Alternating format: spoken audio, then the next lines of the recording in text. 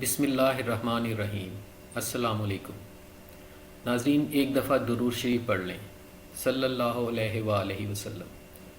ناظرین، مکہ میں آپ کی امانت اور دیانت کی وجہ سے آپ کو امین کہہ کر پکارا جانے لگا تھا۔ آپ کا یہ لقب بہت مشہور ہو گیا تھا۔ لوگ آپ کو امین کے علاوہ اور کسی نام سے نہیں پکارتے تھے۔ انہی دنوں ابو طالب نے آپ سے کہا، اے بھتیجے، میں ایک بہت غریب آدمی ہوں اور قحط سالی کی وجہ سے اور زیادہ سخت حالات کا سامنا ہے۔ کافی عرصہ سے خوش سالی کا دور چل رہا ہے۔ کوئی ایسا ذریعہ نہیں کہ اپنا کام چلا سکیں، نہ ہماری کوئی تجارت ہے۔ ایک تجارتی قافلہ شام جانے والا ہے۔ اس میں قریش کے لوگ شامل ہیں۔ قریش کی ایک خاتون ختیجہ بنت خویلد شام کی طرف اپنا تجارتی سامان بھیجا کرتی ہیں۔ جو شخص ان کا مال لے کر جاتا ہے وہ اپنی اجرت ان سے طے کر لیتا ہے۔ اب اگر تم ان کے پاس جاؤ اور ان کا مال لے کر جانے کی پیشکش کرو تو وہ تمہیں اپنا مال دے دیں گی، کیونکہ تمہاری امانت داری کی شہرت ان تک پہنچ چکی ہے۔ اگرچہ میں اس بات کو پسند نہیں کرتا کہ تم شام کے سفر پر جاؤ، یہودی تمہارے دشمن ہیں، لیکن حالات کی وجہ سے میں مجبور ہوں، اس کے علاوہ کوئی چارہ بھی تو نہیں۔ یہاں تک کہہ کر ابو طالب خاموش ہو گئے۔ تب آپ نے ارشاد فرمایا، ممکن ہے وہ خاتون خود میرے پاس کسی کو بھیج دیں۔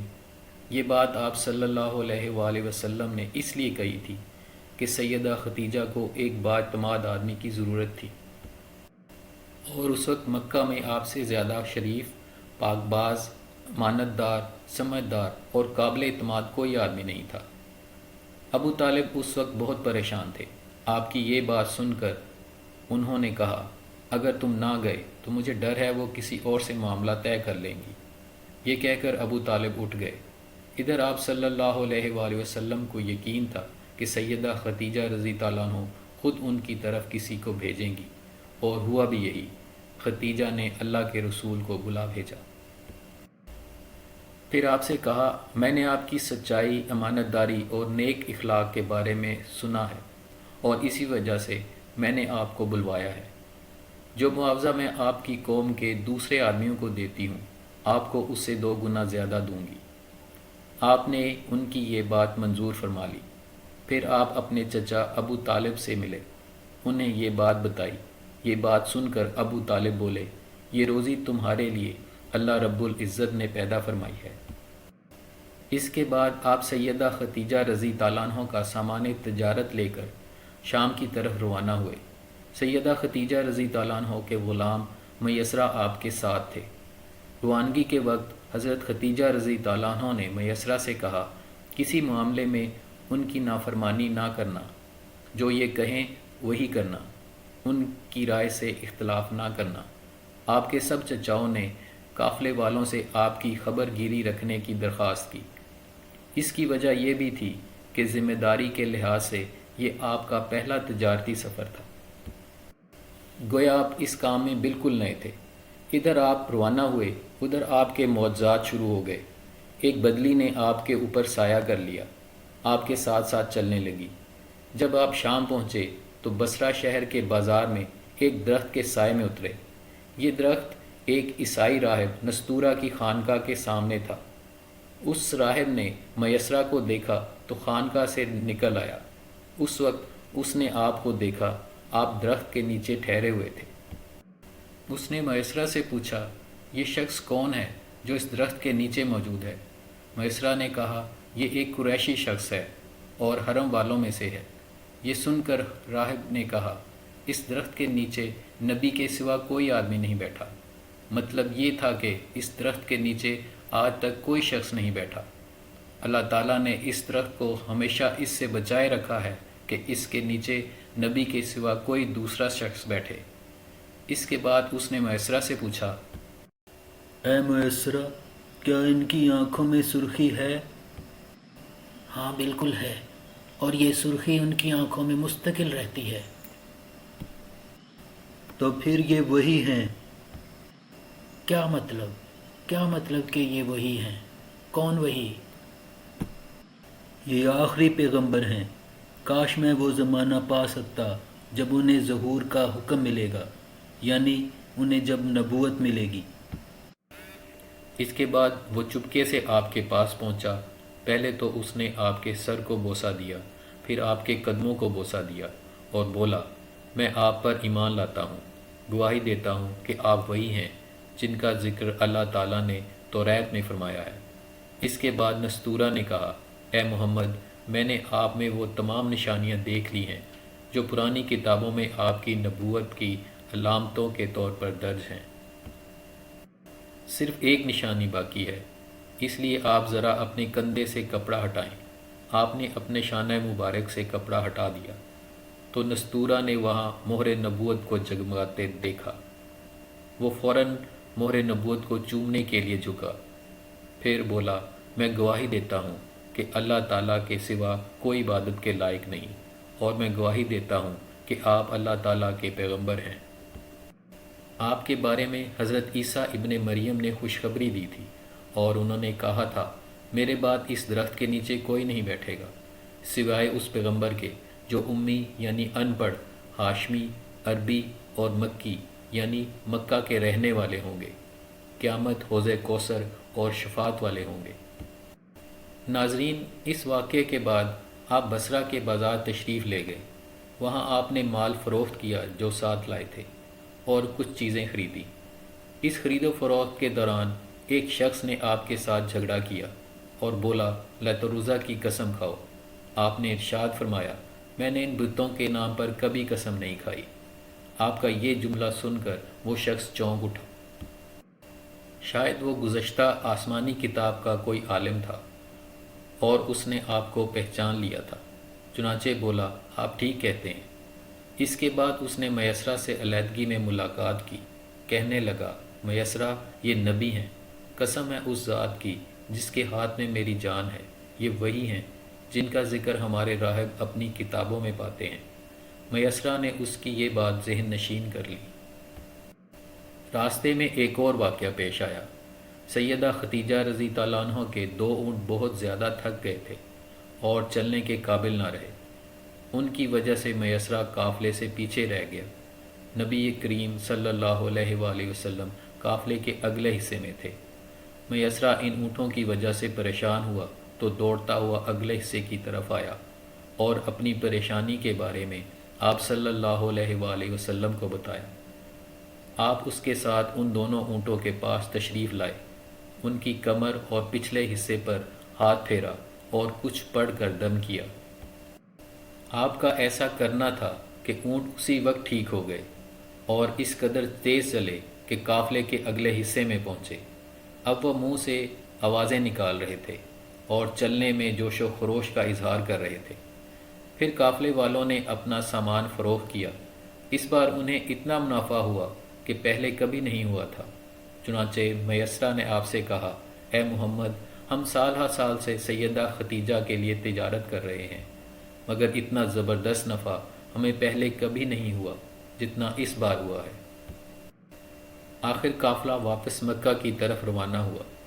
میسرہ نے اس دوران صاف طور پر یہ بات دیکھی کہ جب گرمی کا وقت ہوتا تھا اور نبی اکرم صلی اللہ علیہ وآلہ وسلم اپنے اونٹ پر ہوتے تھے تو 2 فرشتے دھوپ سے بچانے کے لیے آپ پر سایہ کیے رہتے تھے۔ ان تمام باتوں کی وجہ سے میسرہ کے دل میں آپ کی محبت گھر کر گئی اور اسے لگنے لگا جیسے وہ آپ کا غلام ہو۔ آپ دوپہر کے وقت مکہ میں داخل ہوئے۔ آپ باقی قافلے سے پہلے پہنچ گئے تھے۔ آپ سیدھا حضرت ختیجہ کے گھر پہنچے۔ وہ اس وقت چند عورتوں کے ساتھ بیٹھی تھی۔ انہوں نے دور سے آپ کو دیکھ لیا تھا۔ آپ اونٹ پر سوار تھے اور 2 فرشتے آپ پر سایہ کیے ہوئے تھے۔ حضرت ختیجہ نے یہ منظر دوسری عورتوں کو بھی دکھایا۔ وہ سب بہت حیران ہوئی۔ اب آپ نے حضرت ختیجہ کو تجارت کے حالات سنائے، منافع کے بارے میں بتایا۔ اس مرتبہ پہلے کی نسبت 2 گنا منافع ہوا تھا۔ حضرت ختیجہ بہت خوش ہوئیں۔ انہوں نے پوچھا، میسرہ کہاں ہے؟ آپ نے بتایا، وہ ابھی پیچھے ہے۔ یہ سن کر سیدہ نے کہا، آپ فوراً اس کے پاس جائیے اور اسے جلد از جلد میرے پاس لائیے۔ آپ واپس روانہ ہوئے۔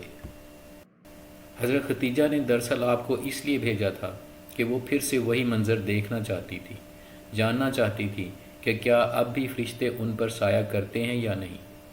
چوں ہی آپ روانہ ہوئے یہ اپنے مکان کے اوپر چڑھ گئی اور وہاں سے آپ کو دیکھنے لگی۔ آپ کی شان اب بھی وہی نظر آئی۔ اب انہیں یقین ہو گیا کہ ان کی آنکھوں نے دھوکہ نہیں کھایا۔ کچھ دیر بعد آپ میسرہ کے ساتھ ان کے پاس پہنچ گئے۔ حضرت ختیجہ نے میسرہ سے کہا، میں نے ان پر 2 فرشتوں کو سایہ کرتے ہوئے دیکھا ہے، کیا تم نے بھی کوئی ایسا منظر دیکھا ہے؟ جواب میں میسرہ نے کہا، میں تو یہ منظر اس وقت سے دیکھ رہا ہوں جب قافلہ یہاں سے شام جانے کے لیے روانہ ہوا تھا۔ اس کے بعد میسرہ نے نستورہ سے ملاقات کا حال سنایا۔ دوسرے آدمی نے جو کہا تھا وہ بھی بتایا، جس نے لات و عزیٰ کی قسم کھانے کے لیے کہا تھا۔ پھر اونٹوں والا واقعہ سنایا۔ یہ تمام باتیں سننے کے بعد سیدہ ختیجہ رضی تعالیٰ عنہ نے آپ کو طے شدہ اجرت سے 2 گنا دی، جبکہ طے شدہ اجرت پہلے ہی دوسرے لوگوں کی نسبت 2 گنا تھی۔ ان تمام باتوں سے سیدہ ختیجہ بہت حیران ہوئی۔ اب وہ اپنے چچا زاد بھائی ورقہ بن نوفل سے ملی۔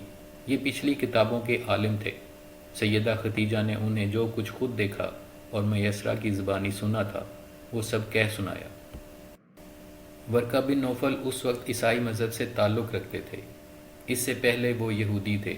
سیدہ ختیجہ رضی تعالیٰ عنہ کی تمام باتیں سن کر ورقہ بن نوفل نے کہا، ختیجہ اگر یہ باتیں سچ ہیں تو سمجھ لو محمد اس امت کے نبی ہیں۔ میں یہ بات جان چکا ہوں کہ وہ اس امت کے ہونے والے نبی ہیں۔ دنیا کو انہی کا انتظار تھا، یہی ان کا زمانہ ہے۔ ناظرین، یہاں یہ بات بھی واضح ہو جائے کہ نبی اکرم صلی اللہ علیہ وآلہ وسلم نے سیدہ ختیجہ کے لیے تجارتی سفر ایک بار ہی نہیں کیا، چند سفر اور بھی کیے۔ سیدہ ختیجہ ایک شریف اور پاک باز خاتون تھی۔ نسب کے اعتبار سے بھی قریش میں سب سے اعلیٰ تھی۔ انہیں قریش کی سیدہ کہا جاتا تھا۔ قریش کے بہت سے لوگ ان سے نکاح کے خواہش مند تھے۔ کئی نوجوانوں کے پیغام ان تک پہنچ چکے تھے، لیکن انہوں نے کسی کے بھی پیغام کو قبول نہیں کیا تھا۔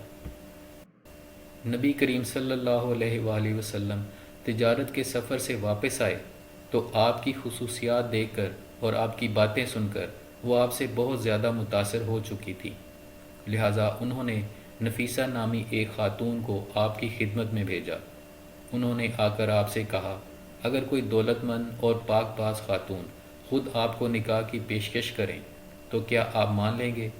ان کی بات سن کر آپ نے فرمایا، وہ کون ہیں؟ نفیسہ نے فوراً کہا، ختیجہ بنت خویلد۔ آپ صلی اللہ علیہ وآلہ وسلم نے انہیں اجازت دے دی۔ نفیسہ پھر سیدہ ختیجہ رضی تعالیٰ عنہ کے پاس آئیں، انہیں ساری بات بتائی۔ سیدہ ختیجہ نے اپنے چچا عمار بن اسد کو اطلاع کرائی تاکہ وہ آ کر نکاح کر دیں۔ سیدہ ختیجہ کی اس سے پہلے 2 مرتبہ شادی ہو چکی تھی۔ ان کا پہلا نکاح عتیق ابن معید سے ہوا تھا۔ اس سے بیٹی پیدا ہوئی تھی جس کا نام ہندہ تھا۔ عتیق کے فوت ہو جانے کے بعد سیدہ کا دوسرا نکاح ابو حالہ نامی شخص سے ہوا تھا۔ ابو حالہ کی وفات کے بعد سیدہ ختیجہ رضی تعالیٰ عنہ بیوقی کی زندگی گزار رہی تھی کہ انہوں نے آپ صلی اللہ علیہ وآلہ وسلم سے نکاح کا ارادہ کر لیا۔ اس وقت سیدہ کی عمر 40 سال کے لگ بھگ تھی۔ ناظرین، سیدہ ختیجہ کے چچا عمار بن اسد وہاں پہنچ گئے۔ ادھر نبی اکرم صلی اللہ علیہ وآلہ وسلم بھی اپنے چچاؤں کو لے کر پہنچ گئے۔ نکاح کس نے پڑھایا؟ اس بارے میں روایات مختلف ہیں۔ ایک روایت یہ ہے کہ یہ نکاح چچا ابو طالب نے پڑھایا تھا۔ مہر کے رقم کے بارے میں بھی روایات میں اختلاف ہے۔ ایک روایت یہ ہے کہ مہر کی رقم 12 اقیہ کے قریب تھی۔ دوسری روایت یہ ہے کہ آپ نے مہر میں 20 جوان اونٹنیاں دی۔ نکاح کے بعد نبی اکرم صلی اللہ علیہ وآلہ وسلم نے ولیمہ کی دعوت کھلائی اور اس دعوت میں آپ نے 1 یا 2 اونٹ ذبح کیے۔ ناظرین، آپ کی عمر 35 سال ہوئی تو مکہ میں زبردست سیلاب آیا۔ قریش نے سیلاب سے محفوظ رہنے کے لیے ایک بند بنا رکھا تھا، مگر یہ سیلاب اس قدر زبردست تھا کہ بند توڑ کر کعبے میں داخل ہو گیا۔ پانی کے زبردست ریلے اور پانی کے اندر جمع ہو جانے کی وجہ سے کعبے کی دیواروں میں شگاف پڑ گئے۔ اس سے پہلے یہ دیواریں آگ لگ جانے کی وجہ سے کمزور ہو چکی تھیں۔ یہ واقعہ اس طرح ہوا تھا کہ ایک مرتبہ کوئی عورت کعبے کو دھونی دے رہی تھی کہ اس آگ میں سے ایک چنگاری اڑ کر کعبے کے پردوں تک پہنچ گئی۔ ان پردوں کو آگ لگ گئی اور دیواریں تک جل گئیں۔ اس طرح دیواریں بہت کمزور ہو گئی تھیں۔ یہی وجہ تھی کہ سیلاب نے ان کمزور دیواروں میں شگاف کر دیے۔ ناظرین، سیدنا ابراہیم علیہ السلام نے کعبے کی جو دیواریں اٹھائی تھیں وہ 9 گز اونچی تھیں۔ ان پر چھت نہیں تھی۔ لوگ کعبے کے لیے نذرانے وغیرہ لاتے تھے۔ یہ نذرانے کپڑے اور خوشبوئیں وغیرہ ہوتی تھیں۔ کعبے کے اندر جو کنواں تھا، یہ سب نذرانے اس کنویں میں ڈال دیے جاتے تھے۔ کنواں اندرونی حصے میں دائیں طرف تھا۔ اس کو کعبے کا خزانہ کہا جاتا تھا۔ کعبے کے خزانے کو ایک مرتبہ ایک چور نے چرانے کی کوشش کی۔ چور کنویں میں ہی مر گیا۔ اس کے بعد اللہ تعالیٰ نے اس کی حفاظت کے لیے ایک سانپ کو مقرر کر دیا۔ یہ سانپ کنویں کی منڈیر پر بیٹھا رہتا تھا، کسی کو خزانے کے نزدیک نہیں آنے دیتا تھا۔ قریش بھی اس سے خوف زدہ رہتے تھے۔ اب جب کہ کعبے کی دیواروں میں شگاف پڑ گئے اور نئے سرے سے تعمیر کا مسئلہ پیش آیا تو اللہ تعالیٰ نے ایک پرندے کو بھیجا، وہ سانپ کو اٹھا کر لے گیا۔ یہ دیکھ کر قریش کے لوگ بہت خوش ہوئے۔ اب انہوں نے نئے سرے سے کعبے کی تعمیر کا فیصلہ کر لیا اور پروگرام بنایا کہ بنیادیں مضبوط بنا کر دیواروں کو زیادہ اونچا اٹھایا جائے۔ اس طرح دروازے کو بھی اونچا کر دیا جائے تاکہ کعبے میں کوئی داخل نہ ہو، صرف وہی شخص داخل ہو جسے وہ اجازت دیں۔ اب انہوں نے پتھر جمع کیے۔ ہر قبیلہ اپنے حصے کے پتھر الگ جمع کر رہا تھا۔ چندہ بھی جمع کیا گیا۔ چندے میں انہوں نے پاک کمائی دی، ناپاک کمائی نہیں دی۔ مثلاً طوائفوں کی آمدنی، سود کی کمائی، دوسروں کا مال غصب کر کے حاصل کی گئی دولت چندے میں نہیں دی۔ اور پاک کمائی انہوں نے بلا وجہ نہیں دی تھی۔ ایک خاص واقعہ پیش آیا تھا جس سے وہ اس نتیجے پر پہنچے تھے کہ اس کام میں صرف پاک کمائی ہی لگائی جائے گی۔ ناظرین، وہ واقعہ یوں تھا کہ ایک قریشی سردار ابو وہب عمر بن عابد نے جب یہ کام شروع کرنے کے لیے پتھر اٹھایا تو پتھر اس کے ہاتھ سے نکل کر پھر اسی جگہ پہنچ گیا جہاں سے اسے اٹھایا گیا تھا۔ اس پر قریشی حیران و پریشان ہو گئے۔